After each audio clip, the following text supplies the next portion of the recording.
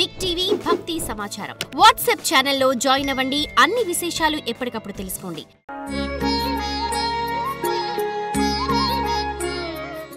ఓం శాంతి.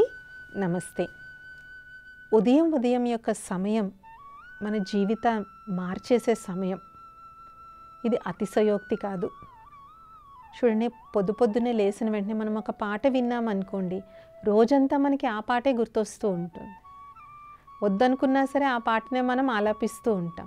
అయ్యో ఉదయాన్నే విన్నాను, రోజంతా నాకు గుర్తుంటుంది అనుకుంటున్నాం. కాబట్టి ఉదయం లేచిన వెంటనే మొదటి అరగంటలో మనం కళ్ళిలా తెరిచిన వెంటనే మొదటి అరగంటలో మనం ఎలాంటి ఆలోచనలు చేస్తామో అవి మన రోజంతటిని నిర్దేశిస్తాయి. ఇదొక పరమ సత్యం, పరమ రహస్యం కూడా. అందుకనే చూడండి, మనం పూజా పాటలన్నీ ఎప్పుడు చేస్తాం? తెల్లవారుజామున చేస్తాం, సూర్యోదయం లోపల చేస్తాం. అంతేకాని మధ్యాహ్నాలు సాయంత్రాలు చెయ్యం. సాయంత్రాలు ఏదో భజనకి వాటికి వెళ్ళొచ్చు, కానీ ఇంట్లో దీపం ఎప్పుడు వెలిగించుకుంటాం? పొద్దున్నే వెలిగించుకుంటాం, వేళ కాని వేళలో వెలిగించు. అలాగే వ్యాయామం ఇలాంటివి కూడా ఎప్పుడు చేస్తే మంచిదంటారు? ఉదయం చేస్తే మంచిదంటారు. అలాగే నేచురోపతి చేసేటువంటి వాళ్ళు కూడా రకరకాల కషాయాలు తాగుతూ ఉంటారు. అవన్నీ వాళ్ళు ఎప్పుడు తాగుతారు? పొద్దున్నే తాగుతారు. ఎందుకంటే ఉదయం సమయంలో మన మనస్సు అనేటువంటిది చాలా ఫ్రెష్గా ఉంటుంది. ఎలాగైతే రైతు కూడా విత్తనాలు ఏం చేస్తాడు? ఒక కాపు తీసిన తర్వాత వెంటనే విత్తనాలు వేయరు, దాన్ని దున్నుతారు. ఆ మట్టినంతా దున్నుతారు, దాంట్లో వీడ్స్నంతా తీసేసి మట్టిని మళ్ళీ సారవంతంగా చేసాకే మళ్ళీ కొత్త నారు వేస్తారు. అలాగే మనం పడుకున్నప్పుడు ఏమవుతుంది? మొత్తం మైండ్ బాడీ రెండు క్లీన్ అయిపోతాయి. లేచిన వెంటనే ఇట్స్ లైక్ ఫ్రెష్ సాయిల్. ఆ సమయంలో మనం అందులో ఎలాంటి విత్తనాలను మనం వేస్తామో అవే మొలకెత్తుతాయి. కాబట్టి పొద్దున్న లెగిసిన వెంటనే మీ అభివృద్ధి కొరకు ఒక 5 మంచి శ్రేష్ఠ సంకల్పాలను మనం చేసుకుందాం. మొట్టమొదటి సంకల్పం, ఐ యామ్ వెరీ పీస్ఫుల్. అంటే నా జీవితం ఎంతో ప్రశాంతంగా ఉందా లేదా అన్నది వేరే విషయం, కానీ మన సంకల్పంలో మాత్రం ఏముండాలి? నా జీవితం చాలా ప్రశాంతంగా ఉంది. I am very peaceful. రెండవది, నా సంబంధాలన్నిట్లో కూడా ఎంతో మాధుర్యత ఉంది. I am very loving. మూడవది, సఫలత నా జన్మసిద్ధ అధికారం. I am successful. ఈ సఫలత అనేటువంటిది కేవలం చదువుకునే పిల్లల్లో కాదు, ఎందులో అన్నా సరే మనకి సఫలత కావాలి. మనం వంటే చేస్తున్నాం అనుకోండి, బాగా వంట చేయడం ఒక సఫలతే కదా. అందరూ మెచ్చుకుంటే, అబ్బా ఇవాళ నేను చేసిన వంట అందరికీ నచ్చింది అంటే మనకి ఎంత ఆనందంగా ఉంటుంది కదా. సో సఫలత నా జన్మసిద్ధ అధికారం. నాలుగవది, నేను అందరికీ సహయోగాన్ని ఇస్తాను, అందరి సహయోగము నాకు లభిస్తుంది. I give cooperation and get cooperation. నేను అందరికీ సహయోగం ఇస్తాను. 4, నేను అందరి నుండి నేను సహయోగాన్ని నేను పొందుతాను. ఇంకా అన్నిటికన్నా ముఖ్యమైనటువంటి 5వ సంకల్పం, ఈ రోజంతా నేను భగవంతుణ్ణి నా సహచరుడుగా పెట్టుకుంటాను. God is my companion. చూడండి, మన పెద్దవాళ్ళు మనకు చెప్తూ ఉంటారు, బయటికి వెళ్ళే ముందు దేవుడికి దండం పెట్టుకుని వెళ్ళాలి అంటారు. ఎందుకు అంటే, మనం బయటికి వెళ్ళేటప్పుడు ఒక్కసారైనా మనం భగవంతుని తలుచుకుని వెళ్ళినట్లయితే ఆయన తోడు మనతో తీసుకెళ్తున్నట్టు.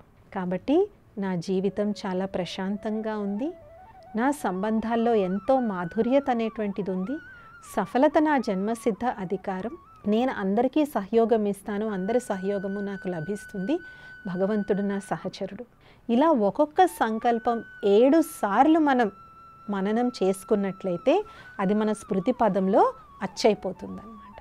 ఎప్పుడైతే మన స్మృతి పదంలో ఇంత మంచి సంకల్పాల బీజాలు వేస్తామో మన కర్మ కూడా దాని అనుసారంగానే ఉంటుంది.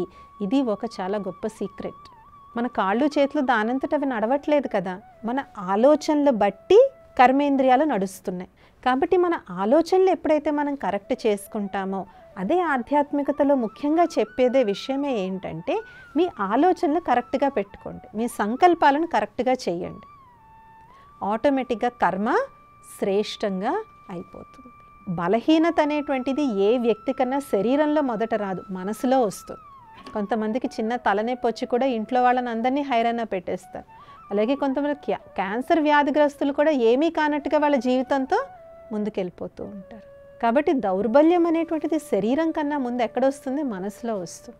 కాబట్టి ఉదయం సమయం అలాగే ఇంకొక సంకల్పం చేసుకోవచ్చు. నేను పరిపూర్ణ ఆరోగ్యంతో ఉన్నాను, శారీరకంగా మానసికంగా నేను పరిపూర్ణ ఆరోగ్యంగా ఉన్నాను. I'm physically mentally and emotionally very healthy. ఎప్పుడైతే నేను ఈ పరిపూర్ణ ఆరోగ్యంగా ఉన్నాననే సంకల్పాల బీజాన్ని మనం నాటుతామో అప్పుడు ఏమవుతుంది? మనలోనే ఉన్నటువంటి హీలింగ్ పవర్, ఇమ్యూనిటీ పవర్ అనేటువంటిది మేల్కుంటుంది.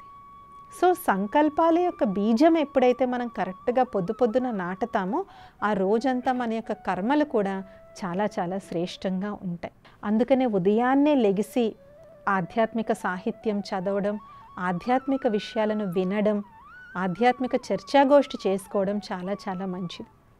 చూడండి, ఒకప్పుడు ప్రతి ఒక్కరి ఇంట్లో లెగవగానే ఫస్ట్ వెంకటేశ్వర సుప్రభాతం పెట్టేవారు. ప్రతి ఇంట్లో వెంకటేశ్వర సుప్రభాతం వినిపించేది.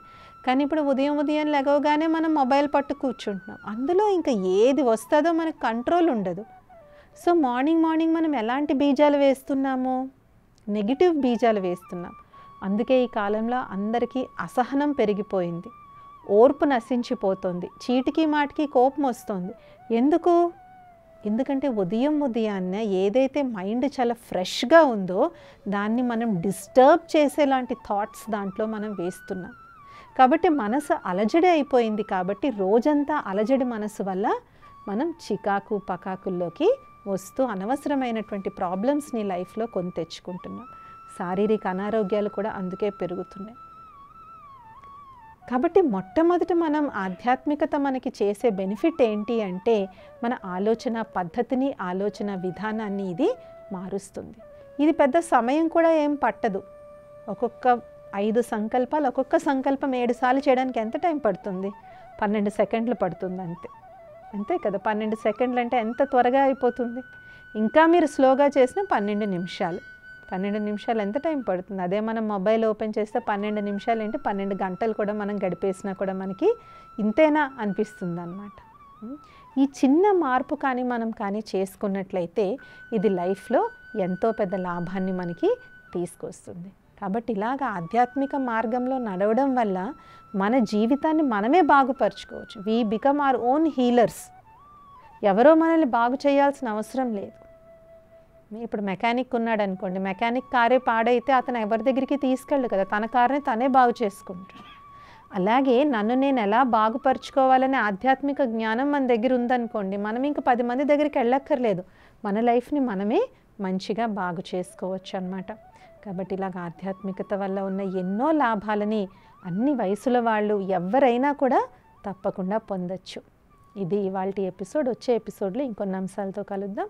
ఓం శాంతి. నమస్తే. For more videos like this, subscribe Big TV channel.